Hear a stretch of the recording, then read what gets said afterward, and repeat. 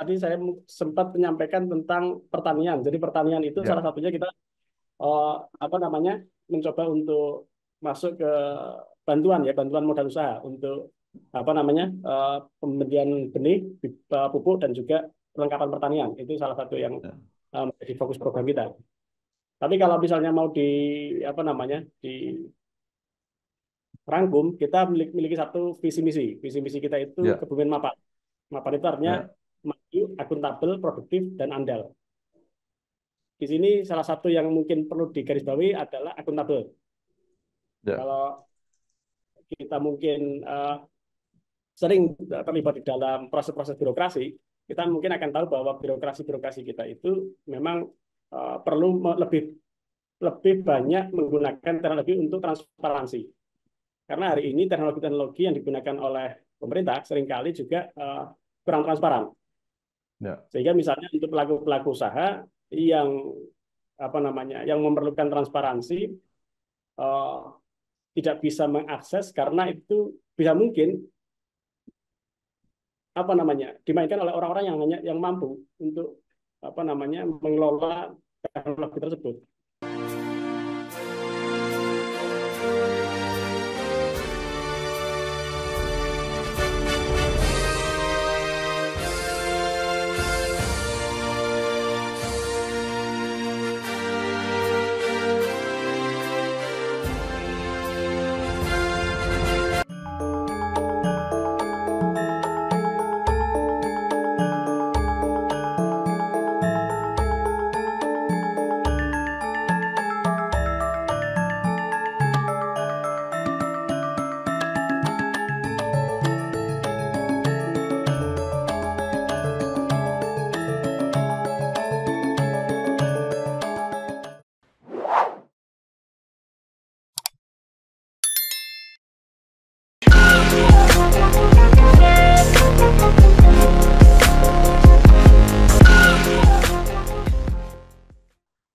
Assalamualaikum warahmatullahi wabarakatuh. Bersama saya Bambang Sadono di kanal Inspirasi Jawa Tengah. Mudah-mudahan kanal ini selalu bisa memberi inspirasi, motivasi, dan edukasi. Kami sedang mempersiapkan beberapa video wawancara untuk ikut memantau dinamika kabupaten kota dalam menyongsong pilkada serentak, termasuk pemilihan bupati dan wakil bupati Kebumen periode 2024-2029. Saat ini saya sudah bersama dengan salah seorang tokoh di Kabupaten Kebumen, yaitu Bapak Muhammad Fauhan Fawaki, SIPMM, anggota terpilih DPRD Kebumen. Apa kabar Gus Fauhan? Alhamdulillah sehat, Bapak. Baik. Gus Fauhan ini lahir di Kebumen 21 Oktober 1992, menyelesaikan S1 di UGM dan S2 di UII Yogyakarta. Pernah menjadi komisaris di sekolah IT Aksar School, pernah menjadi ketua Kadin Kebumen, saat ini juga aktif menjadi manajer Persatuan Sepak Bola Kebumen, Persak, kemudian terjun di politik, pada Pileg 2024 terpilih menjadi anggota DPRD Kabupaten Kebumen dari PKB. Nah, Gus Wawan, kalau mungkin ada perjalanan karir yang menarik dan belum tercantumkan di sini, monggo silahkan diceritakan. Ya, tadi sebagian sudah yang saya biasanya tulis di profil sudah disampaikan sama Pak Bambang. Iya, Yang belum ya paling di sini kan apa namanya masih belajar dengan berbagai macam organisasi yang saya ikuti. Ya, saya juga terlibat dulu di PMII juga terlibat dan sekarang masih di pembina apa namanya PKC ya. Jadi pengurus iya, cabang di Semarang, juga ketua Ikatan Sarjana Nahdlatul Ulama, ketua ISNU di Kabupaten Kebumen. iya, Kalau di Jakarta di Mualaf Center juga di Aswaja Center. Jadi kalau iya, mungkin yang kadang orang nggak tahu mungkin iya. Mungkin yang perlu diceritakan sedikit itu menjadi ketua Kadin, ya berarti pengusaha. ya ya. Jadi Dan itu mungkin ceritakan usahanya apa. itu pas agak krusial. Ada pas eranya Pak Rosan sama Edi Ganevo. Jadi dulu pas Ya, Pak Oso juga di sana, pas ya, pas Kadin itu kita ke Kadin Pak Edi Ganevo, dan sekarang udah nyatu lagi jadi Pak Arsad jadi satu lagi. Nah, ya, saya kira dulu saya dan teman-teman pengusaha ya itu ya, saya sebenarnya pernah bikin namanya PT Bindakara itu usaha saya di bidang apa infrastruktur konstruksi. Cuma ya. saya memang tidak terlalu ingin dikenal sebagai pengusaha.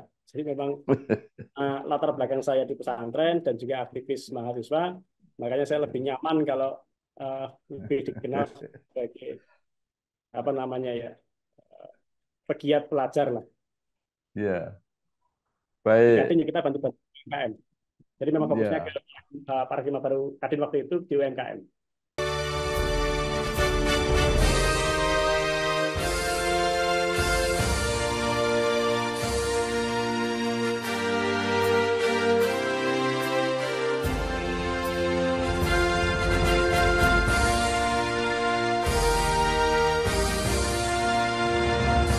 ya.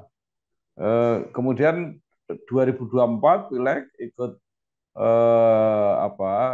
pemilihan legislatif di DPRD Kebumen dan terpilih, tetapi kemudian menyatakan ingin ikut kontestasi pemilihan bupati dan wakil bupati Kebumen.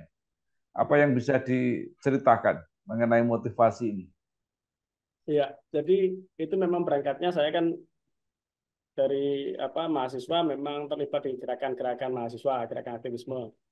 Lalu jenjang-jenjang pengkaderan kita lalui sampai akhirnya jenjang pengkaderan berikutnya yaitu di politik, partai politik Ya, kita eh, sesuai dengan apa namanya ya fatsun politik kita yang relevan itu bagi kita waktu itu adalah Partai Kebangkitan Bangsa (PKB). ya, Masuk ke PKB dan kemudian maju sebagai DPRD, salah satunya juga mewakili daripada suara Nahdliyin, suara Nahdlatul Ulama. ya, Jadi karena saya juga aktif di ISNU, Ikatan Sarjana Nahdlatul Ulama, makanya dari pengurus Nahdlatul Ulama sendiri menghendaki ada kadernya yang masuk ke dalam ya, parlemen dan kemudian saya maju ke sana dan didukung oleh para pengurus juga dan alhamdulillah memperoleh suara uh, yang cukup banyak di kabupaten dan alhamdulillah ya, ya jadi dewan terpilih.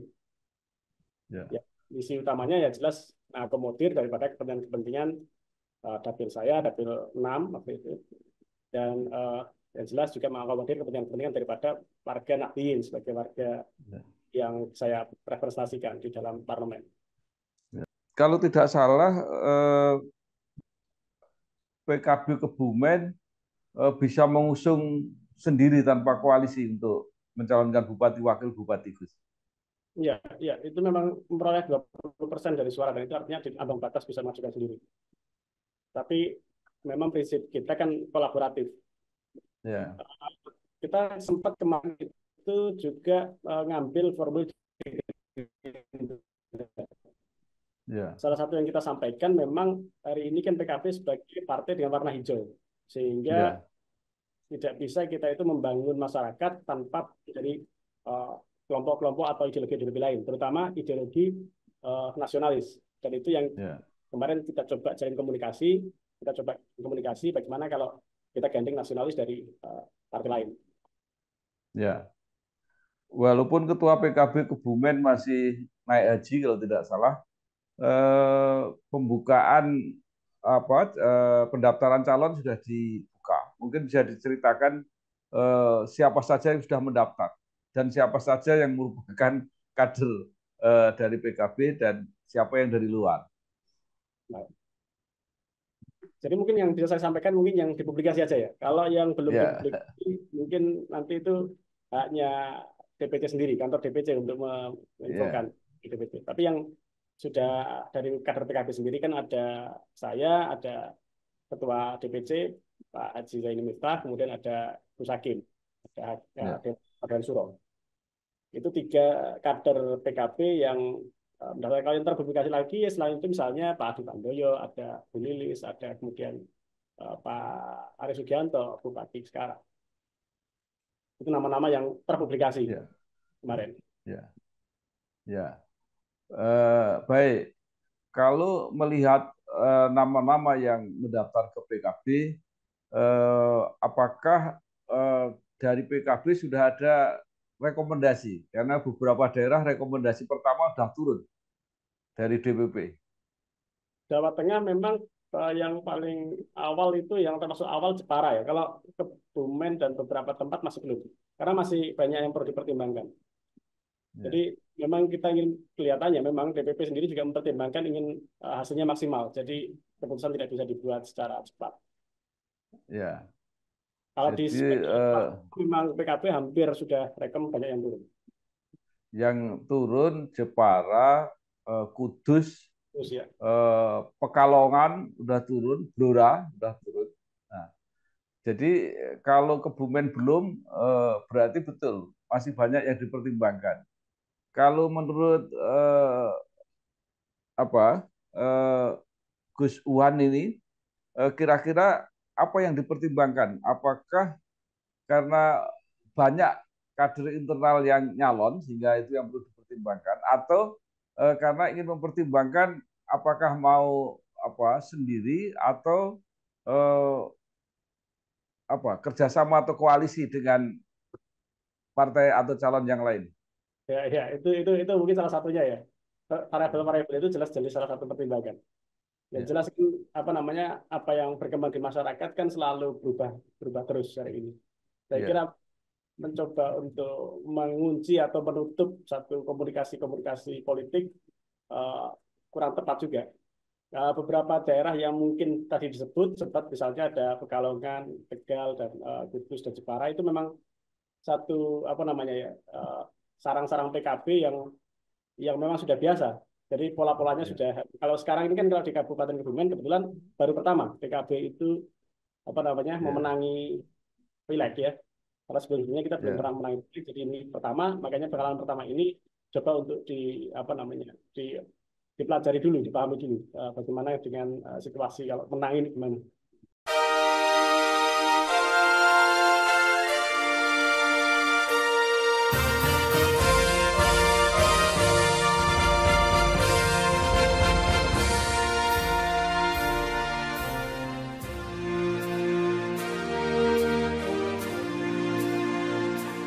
Ya.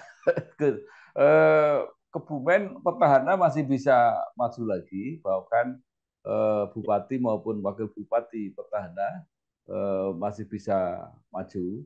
Apakah pilihannya PKB bergabung dengan petahana atau PKB mendirikan eh, sendiri pasangan calon sehingga berhadapan-hadapan dengan petahana?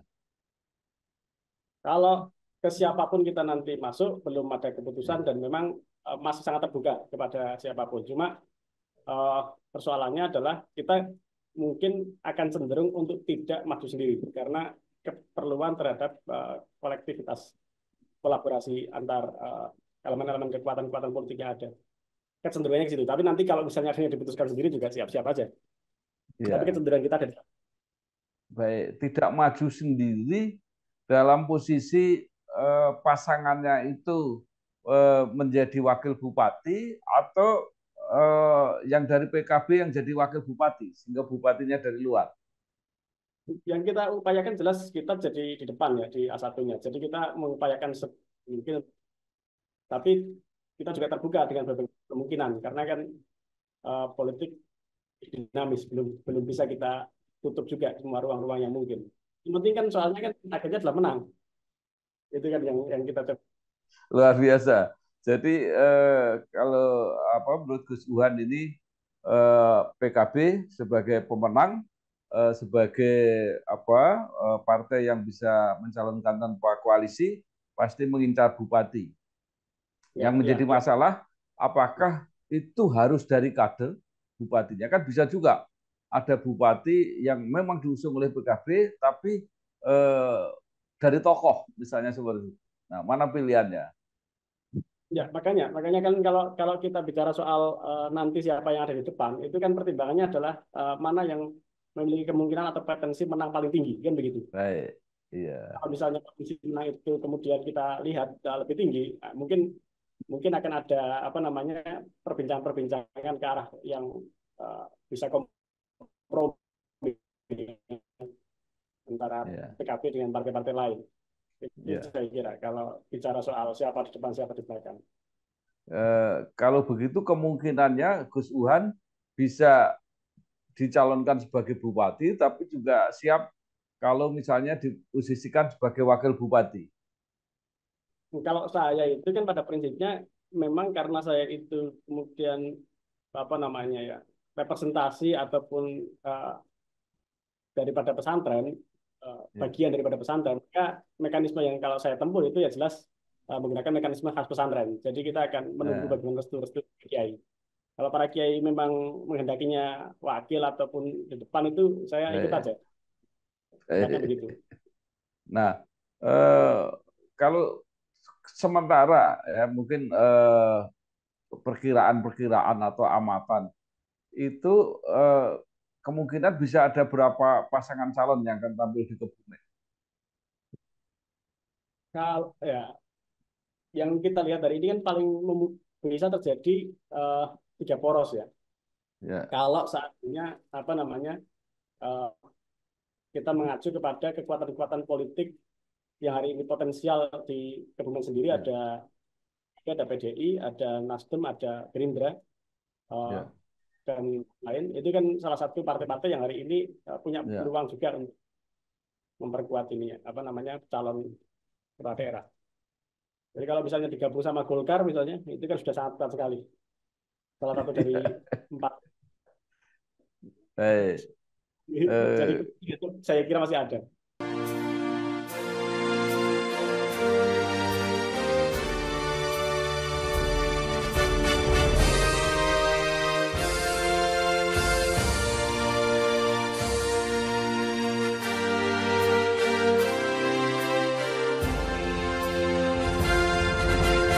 Gus, saya mewawancarai baik yang ditayangkan maupun yang tidak ditayangkan.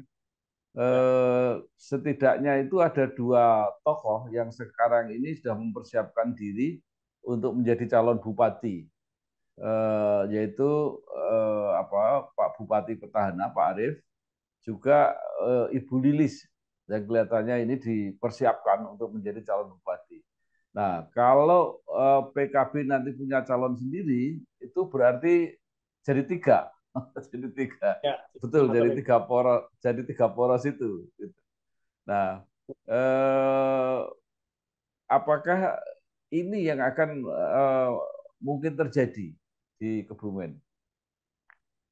Kalau bicara mungkin kan pasti pasti kemungkinan itu tidak tertutup ya. Cuma Ya, seberapa potensinya itu kan makanya tadi saya sampaikan kecenderungan PKB untuk menggandeng partai lain memang sangat kuat karena keperluan pada warna lain dari pemilihnya. ya, Kalau PKB kan sudah warna hijau itu sudah jelas dengan PKB. Cuma kan dia ya, butuh warna lain untuk ikut ya. mendukung membantu apa memajukan Kebumen itu sendiri. Baik, luar biasa. Baik, sekarang tadi kita bicara mengenai figur, kemudian kalau mengenai masalah, ya, pengamatan Gus Uhan, apa sih masalah yang paling serius dan paling mendesak harus ditangani di Kebumen oleh para apa pemimpin baik bupati maupun wakil bupati mendatang? Saya kira tiga saja. Tiga saja ini kalau terselesaikan bagus karena uh, Ya, tiga ini salah satu yang vital. Satu aspek sumber daya manusia, yang kedua itu aspek perekonomian, dan yang ketiga itu aspek infrastruktur.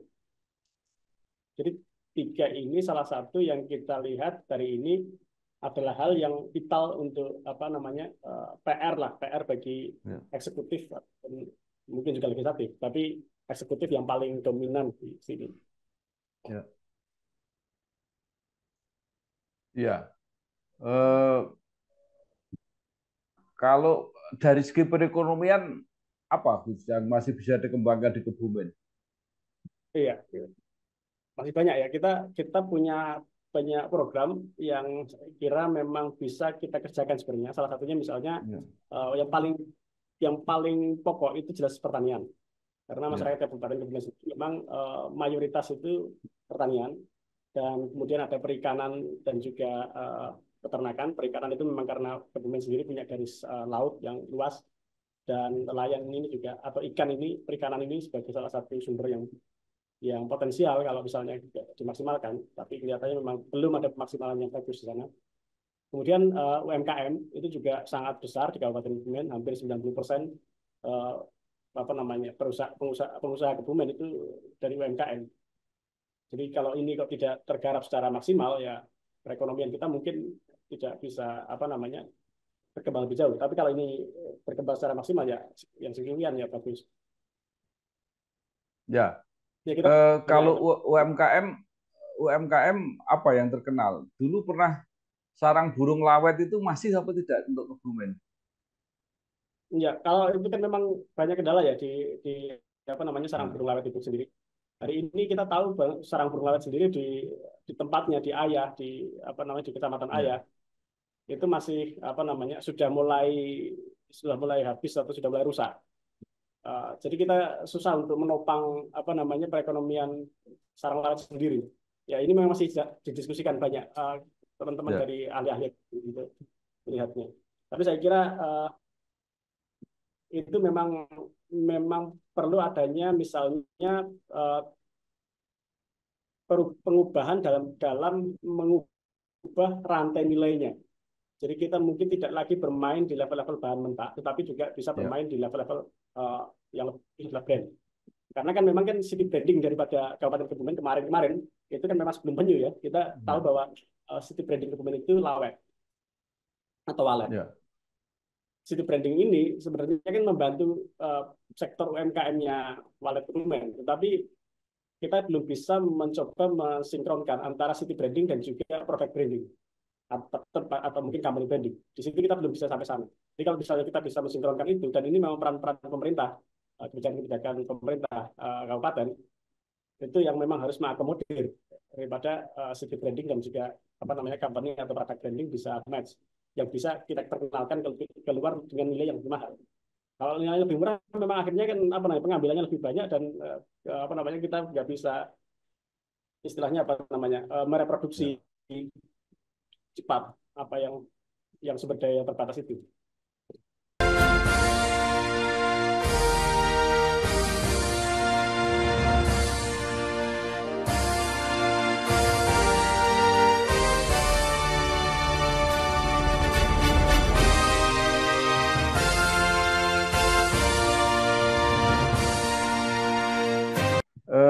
Gus, seandainya Gus Wuhan itu nanti terpilih ya, baik apa jadi bupati, apa jadi wakil bupati, apa yang ingin dilakukan yang konkret sehingga rakyat ini tahu bahwa kalau saya memilih ini, inilah nanti yang akan dilaksanakan. Tadi saya sempat menyampaikan tentang pertanian. Jadi pertanian itu salah Ya, satunya kita eh, apa namanya mencoba untuk masuk ke bantuan ya, bantuan modal usaha untuk apa namanya pembelian benih, pupuk, dan juga perlengkapan pertanian. Itu salah satu yang ya, menjadi fokus program kita. Tapi kalau misalnya mau di apa namanya dirangkum, kita memiliki satu visi misi. Visi misi kita itu ya, Kebumen Mapan. Mapan itu artinya ya, maju, akuntabel, produktif, dan andal. Di sini salah satu yang mungkin perlu digarisbawahi adalah akuntabel. ya, Kalau kita mungkin sering terlibat di dalam proses-proses birokrasi, kita mungkin akan tahu bahwa birokrasi-birokrasi kita itu memang perlu lebih lebih banyak menggunakan teknologi untuk transparansi. Karena hari ini teknologi-teknologi yang digunakan oleh pemerintah seringkali juga kurang transparan. ya, Sehingga misalnya untuk pelaku-pelaku usaha yang apa namanya yang memerlukan transparansi eh, tidak bisa mengakses karena itu bisa mungkin apa namanya dimainkan oleh orang-orang yang hanya yang mampu untuk apa namanya mengelola teknologi tersebut. Sedangkan orang-orang yang tidak bisa mengelola teknologi tersebut kemudian tidak bisa melihat apa namanya misalnya proyek-proyek yang kemudian ya. diambil oleh hanya sekelompok orang. Padahal itu proyek-proyek yang bisa apa namanya diambil oleh banyak pengusaha-pengusaha yang ada di Kabupaten Kebumen. Nah, ini hal-hal yang seperti ini perlu untuk menjadi perhatian pemerintah ke depan supaya bisa pengusaha-pengusaha lain yang ingin bergerak di bidang itu bisa melihat bagaimana data-data ataupun proses-proses SOP dari proyek sehingga bisa dikawal dan dipantau. Ya. Itu saya kira yang perlu Ya. garis bawahi. Ya, itu kalau maju itu kita bicara tentang sustainabilitas daripada program-program yang tadi kita sampaikan sedikit. Kemudian dari program-program itu kita memastikan bahwa program itu tidak hanya program yang sifatnya hanya temporal, yang seremonial saja. Cuma sekali program itu dikerjakan, lalu nggak ada follow up ataupun sustainabilitasnya. Nah, maju ini menghendaki supaya kemajuan di dalam program-program itu supaya lebih sustainable. Kemudian akuntabel tadi sudah kita sampaikan bahwa memang ada transparansi dan penggunaan teknologi ini sangat penting karena kita tahu bahwa teknologi membantu kita untuk bisa lebih fair terhadap lebih objektif pertanggungjawaban kebijakan publik. Nah, terakhir Gus, bagaimana harapan atau pesan kepada masyarakat Kebumen ya, yang pemilihan ini kan situasinya dibayang-bayangi pragmatisme, transaksional dan sebagainya supaya benar-benar pilkada ini jadi momentum bagi masyarakat untuk menentukan calon pemimpin yang benar-benar bisa diharapkan untuk menyelesaikan masalah yang dihadapi oleh Kebumen. Ya, saya kira politik transaksional ini salah satu yang menyebabkan hambatan-hambatan tadi itu ya, tantangan-tantangan kita di dalam mensukseskan program-program. Karena akhirnya kita selalu dipertanyakan apakah kita itu hanya menjadi representasi daripada kepentingan pribadi, apakah kita itu kepentingan satu kelompok, komunitas, atau kita kepentingan masyarakat secara keseluruhan. Nah, kadang-kadang dilema-dilema dalam pengambilan kebijakan ada di level itu. Dan juga karena itulah saya kira ketika teman-teman partai politik yang terlibat di dalam partai politik itu menjunjung atau menggenggam daripada visi misi dari setiap partai politiknya, saya kira kita akan selalu berpegang kepada idealisme dan ideologi partai yang mengedepankan transformasional daripada transaksional dalam politik. Semua partai hari ini saya kira visi misinya itu menghendaki adanya upaya-upaya yang transformasional dan transaksional dalam politik. Nah, memang saya mungkin akan sedikit mengutip bahwa kalau kita itu di dalam politik kan ada 3 hal yang perlu kita lakukan. Sama dengan perang, cuma politik itu di waktu damai. Yang diperlukan itu kan taktik, logistik, dan mental pasukan. Nah, saya kira kalau kita itu hanya mengacu kepada hanya logistik semata, kita mungkin akan mengeluarkan ongkos yang mahal, dan karena itulah politik transaksional di sana bisa terjadi secara masif. Tapi kalau kita memahami taktiknya dengan baik, ya, kita bisa menekan transaksionalnya, menekan logistiknya, maka biaya cost politik yang lebih efisien itu mungkin akan lebih mempermudah kita untuk tidak terjebak pada politik transaksional. Saya kira itu. Ya. Baik, terima kasih sekali Bapak Muhammad Wauhan Fawaki, SIP MM, yang sering dipanggil Gus Wuhan, anggota terpilih DPRD Kebumen yang mempersiapkan diri untuk mencalonkan sebagai bupati atau wakil bupati. Mudah-mudahan prosesnya lancar dan kalau benar-benar terpilih nanti bisa bermanfaat untuk seluruh masyarakat Kebumen. Selamat berjuang, Gus. Sukses. Terima kasih. Ya. Siap. Ya. Wassalamualaikum warahmatullahi wabarakatuh. Waalaikumsalam warahmatullahi wabarakatuh.